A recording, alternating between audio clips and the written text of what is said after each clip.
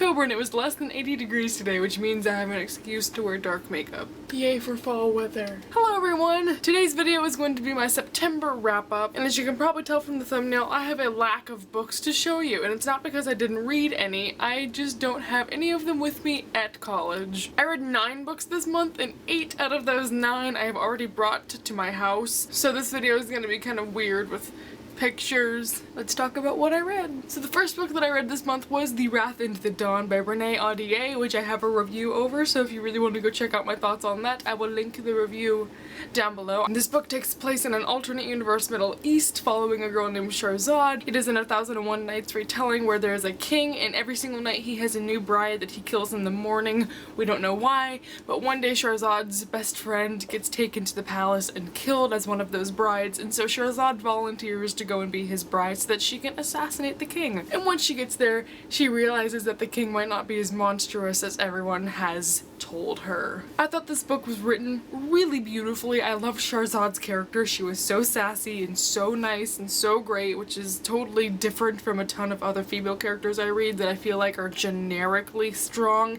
She was genuinely a passionate, brave character, and I really liked her, and she really stood out for me. I had plot issues with this book, so mainly just things happened and I didn't understand backstories or the reasoning, and it was just structured weirdly to me, but again, I go more into that in my review. I gave this book 4 stars. The next book that I read was The Assassin's Blade by Sarah J. Maas. Slowly scoot aside so you can get a picture. These are the 4 or 5, I believe 5 novellas that come before the Throne of Glass book. Originally, I had assumed these were all 5 separate stories that have nothing to do with each other. They're just Selena's adventures, but they read like an actual novel. Beforehand, I was like, I don't think this is important to the series, but I'll read it anyway because I like the books. It is vital. Like, I highly recommend that book now. Like I said, it takes place before Throne of Glass, so you get to meet Sam. I don't even know what to say about it. Selena is just amazing in those books. It takes place beforehand, so she's 16, I believe. Still sassy. Love it. You get so much backstory.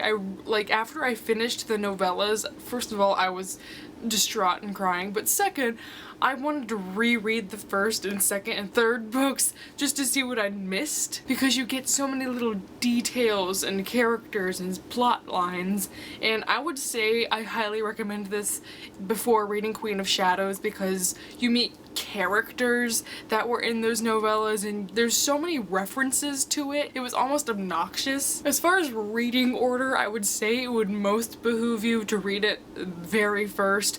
However, I think that it would maybe spoil a little bit of the things that happen in the second book, so read them in publishing order. Therefore, Throne of Glass, Crown of Midnight, then Assassin's Blade. Loved it. Heartbreaking stuff. It was so informative. I highly recommend it. I gave it 5 stars. It's the only book in the Throne of Glass series I've given 5 stars. The rest I've given 4.5 stars to. Hashtag free him.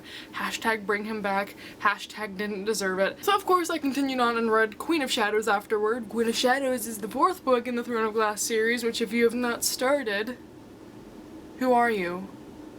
Are you a human being? Throne of Glass follows, I probably should have said this when I was talking about Assassin's Blade. Selena, who is an assassin, and she gets caught and locked up, but then the king, or rather the prince, brings her out of the jail camp that she's in and says, if you compete in my father's competition of assassins to be his assassin for the kingdom, then you can have freedom in so-and-so terms. That's the first book, and things go down afterward. Book 1 and book 4 are such separate entities, and there's so much growth that occurs throughout the series. It is mind-blowing. You wouldn't think it's the same series. I don't know if it's my favorite. The hugest problem I have with the Throne of Glass series is that I feel like the lengths are just unnecessary. I love Selena to death. I love the writing to death. I love the rest of the characters to death, other than Kale Westfall. I don't want to talk about that though, otherwise I'll start spoiling things. Rowan Whitethorn.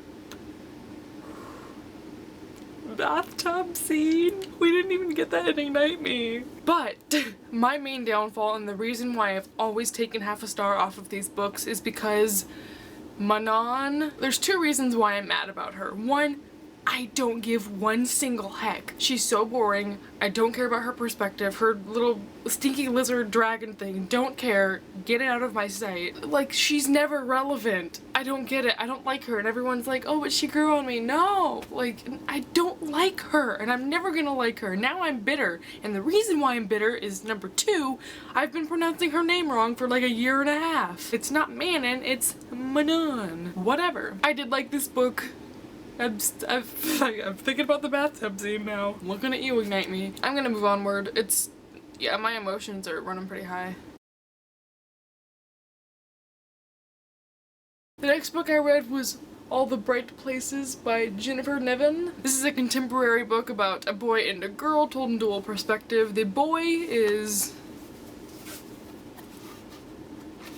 It's a really good question. What's his name? He goes by his Finch. Finch and Violet. I can't even remember a synopsis for this book, but it's about these 2 teenagers that become friends. Okay, first of all, I gave it 2 stars, so that's why I don't really care to recall what happened in it. This book is about mental illness, depression, and bipolar disorder, I think. The main thing I didn't like about this book is that I did not like Finch. He was unrealistic. I felt so annoyed with him. It was corny. The relationship was not good. I liked the way it ended.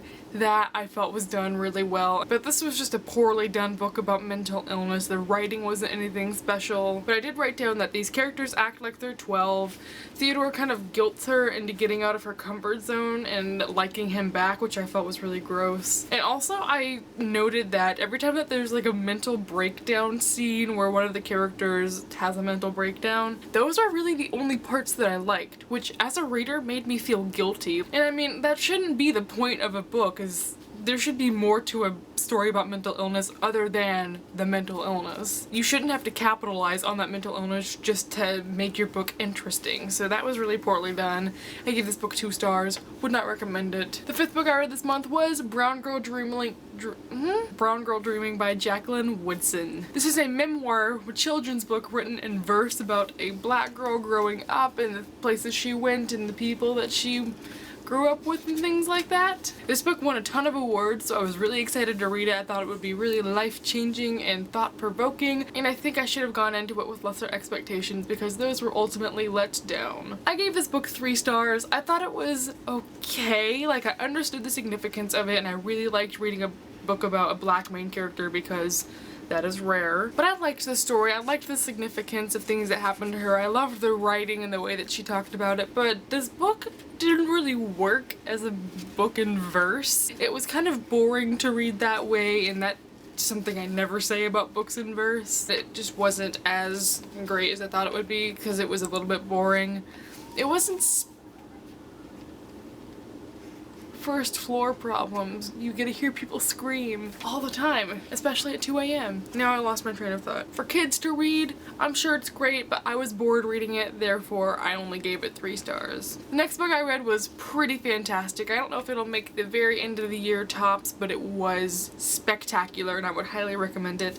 And that is Illuminae by Amy Kaufman and something Kristoff.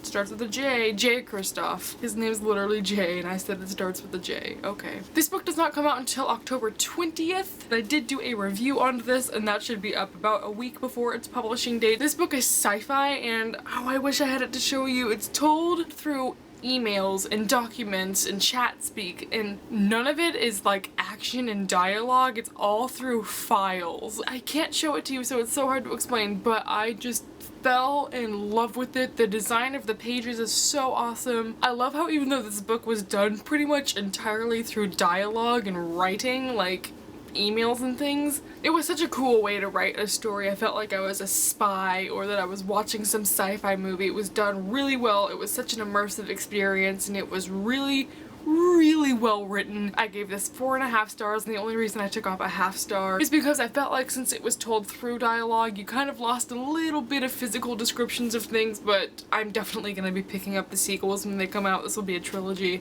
Can't wait for it. Go check it out. The next book I read I listened to on audio, which was Boy Meets Boy by David Levithan. This is one of David Levithan's books that I was really looking forward to, but ultimately just did not end up liking as much as I thought I would. I just thought the characters and the plot were kind of bland, and the main reason for that might be because I also felt that this book was really outdated. I think it was written in 2003, but both the book and the audiobook were so outdated. It wasn't interesting to me because of that. I literally wrote the word meh in my notes, just meh, because that's how I felt about it. Like, it wasn't a bad story, and I did think the relationship in it was cute, but like, meh. And another thing was it wasn't the most realistic, such as the captain, or what's it called, quarterback of the football team was a transgender woman. I mean, I'm all about that. For 2003, that was probably a really interesting thing to have in a book. I just didn't think it was the most accurate portrayal of high school. I just talked for like 5 minutes about one of my favorite books of the year and it cut off. The next book I read was The Court of Thorns, and I said it right the first time, but it cut off, so I don't have proof of that. I said Court of Thorns and Roses right. I read that book by Sarah J. Maas. It was amazing. It was great. I loved it. I love the plot. I love the characters. I love every single thing about it. Feyre is awesome. Tamlin is awesome. I felt it was a little bit too predictable because it mirrored Beauty and the Beast just a little bit too much for my taste. It is a Beauty and the Beast retelling, BT dubs if you didn't know that. You should go buy it. It's great. I love it. Fairies. Beautiful writing. You're gonna love it as much as I did. I hope so. Gave it 5 stars. Probably gonna make it to the favorites list of this year. Can you tell I'm really angry my footage cut off?